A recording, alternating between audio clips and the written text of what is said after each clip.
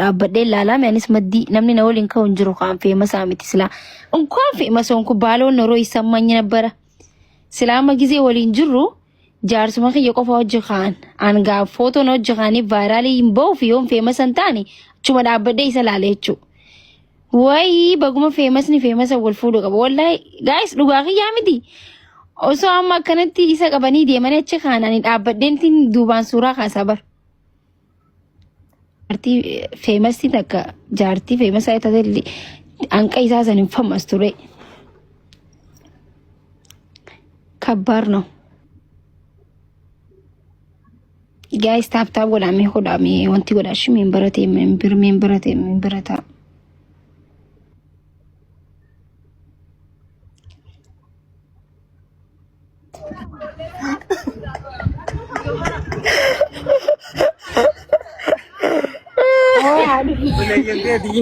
boleh gitu mau jadi ya mau mana ni ara afanan tafana bare wallahi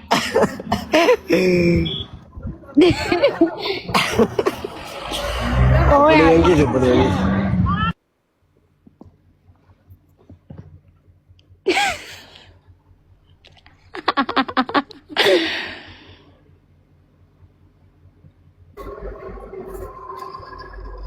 Ibsa sila kayaknya sih Amar.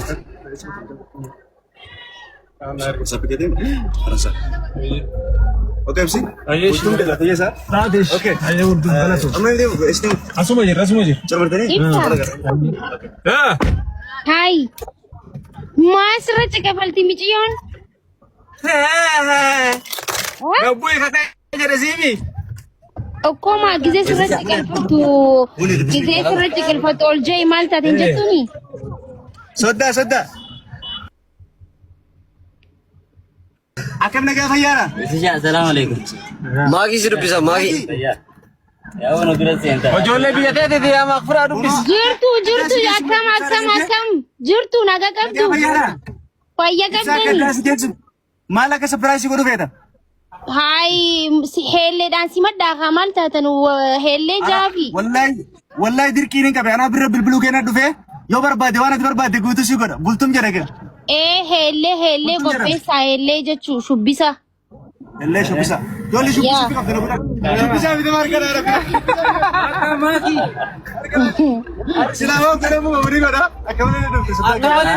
Jira sira wala garna da. Akamane nutti argite. abshir mangistoche ibsa Sibera, kongko nyanyi kongko na video.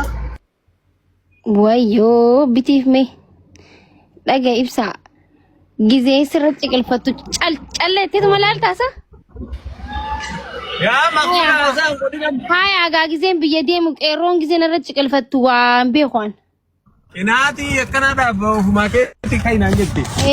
anin behulan simi Mana barumsa mali jetta saati. Mana ya? Fast. quturandi dem daiman sanif wa biti malaka khanne jiraf guys ibsana kazani baran darbu O birri kenne fi radi. itti me bar bele jate brani darba gize addan malaka khanne jirafi hoji wanta go gize hojjet dirqama kamera raqabun qabu ha guys Keri dille sama jalattu bareedadi. okay Keri dille sama rokatte bareedadi. iman driver